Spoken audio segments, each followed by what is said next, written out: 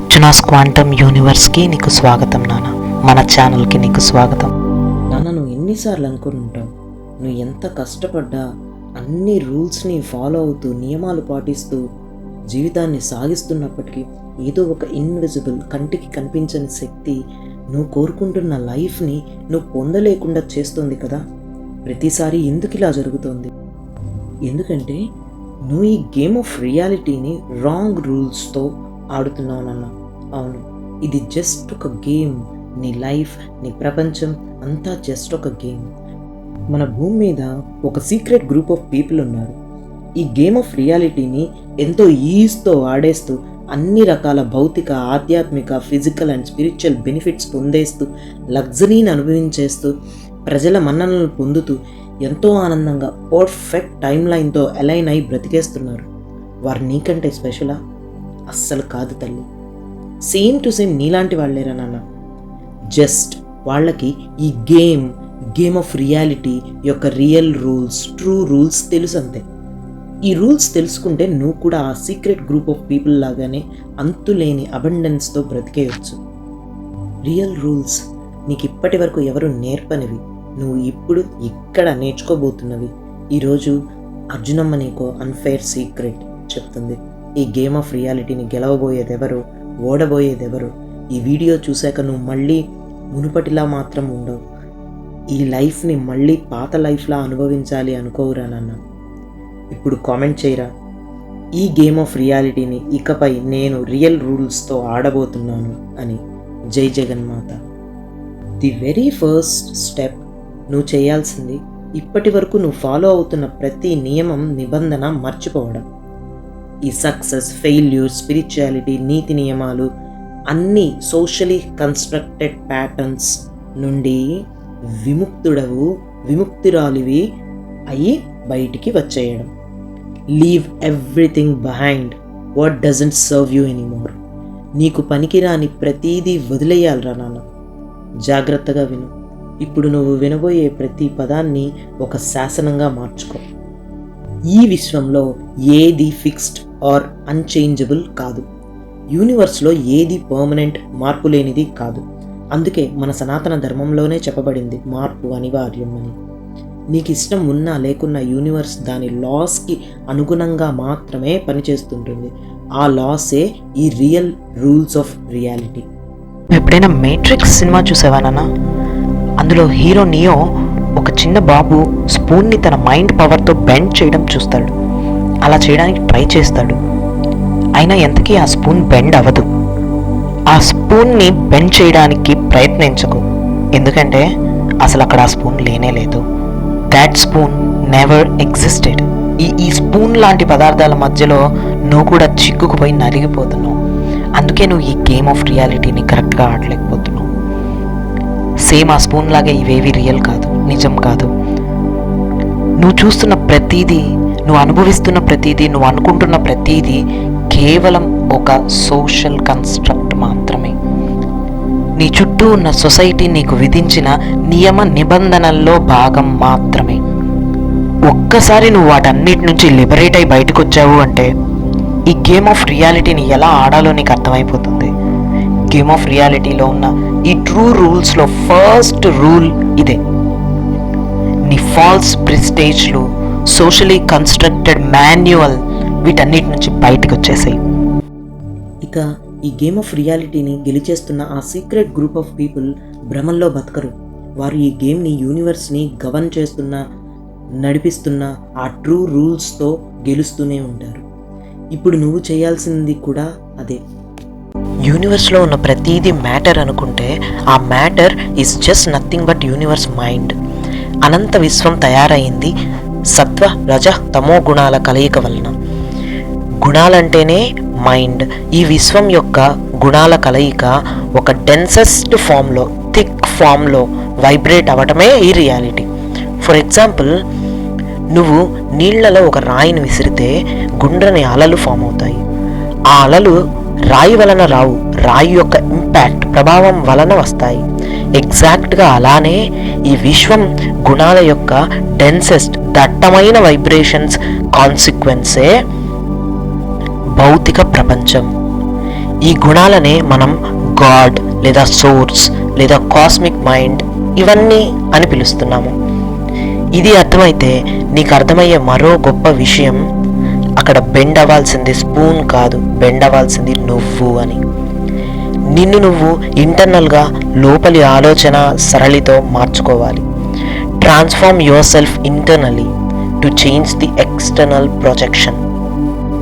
నాన్న, రియాలిటీని మార్చుకోవడం అంటే ఫోర్స్ని, ఎఫర్ట్ని, కంట్రోలింగ్ని మార్చడం కాదు. రియాలిటీని మార్చుకోవడం అంటే విశ్వం యొక్క వైబ్రేషన్స్తో అలైన్ అవ్వడం. నీ యుద్ధం నీ పరిస్థితులతో కాదు, నీ కాన్షియస్నెస్తో, అవగాహనతో, నీ పరిజ్ఞానంతో, నీ స్పృహతో.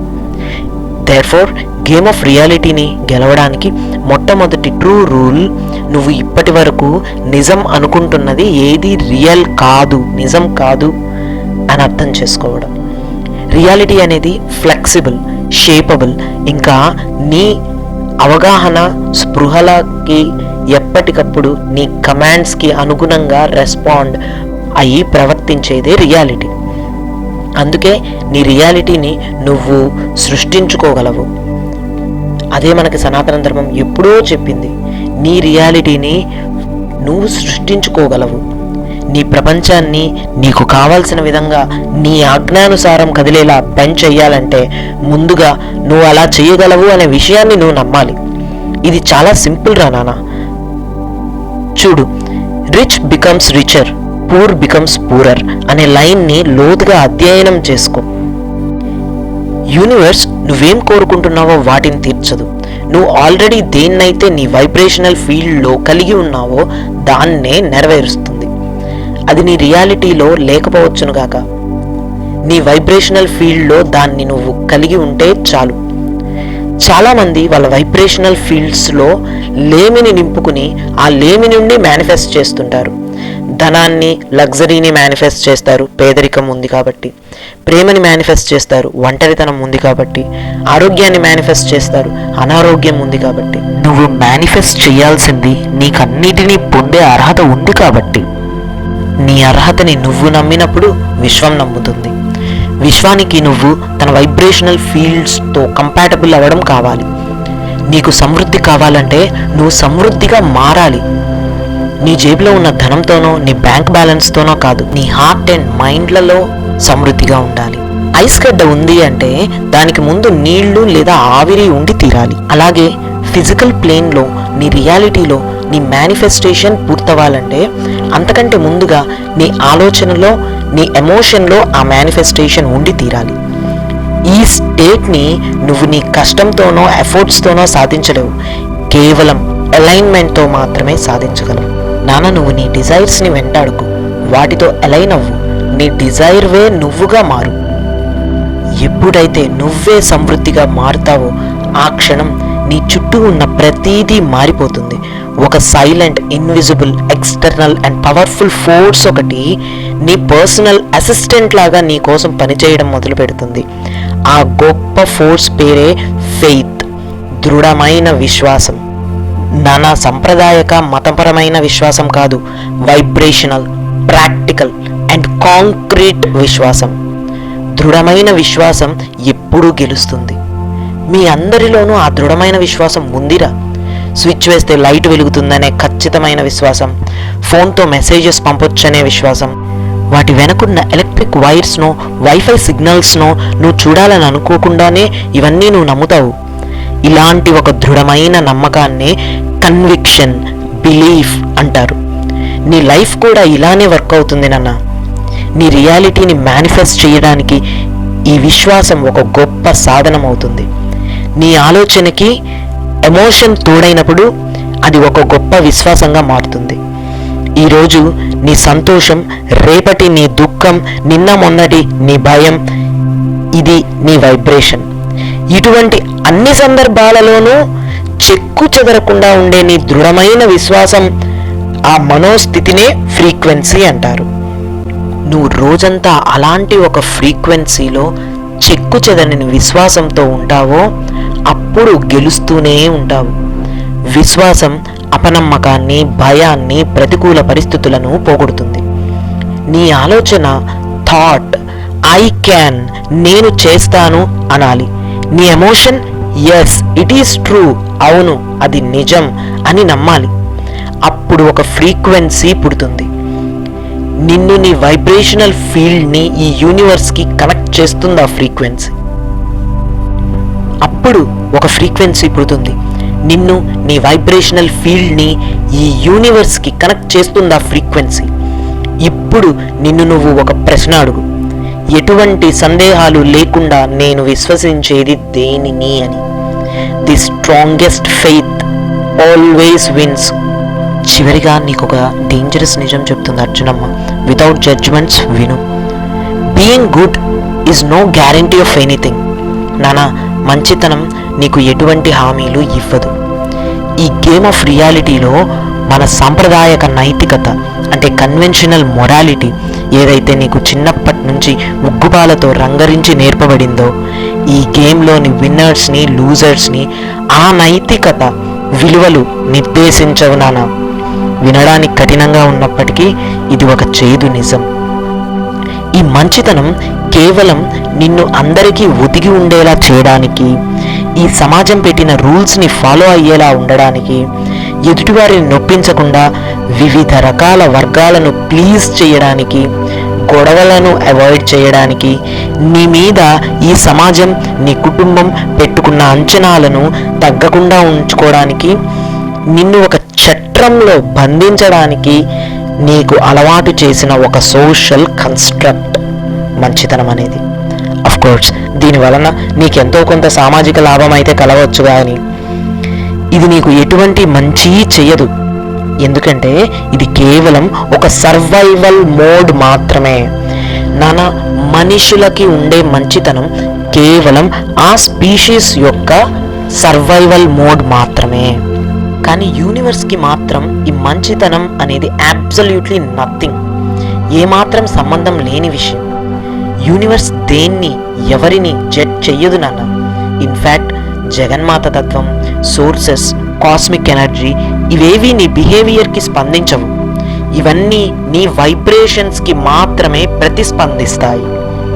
ఈ యూనివర్స్లో ఎక్కడా కూడా ఆంథ్రోపోమార్ఫిక్ అంటే మానవ రూపమైన దేవుడు లేనే లేడు. నీ యాక్షన్స్ని బేస్ చేసుకుని నువ్వు డిజర్వింగా కాదా అని నిర్ధారించడానికి. ఈ విశ్వం మానవీయం అమానవీయం కాదు, అంతకు మించి అతీతమైంది.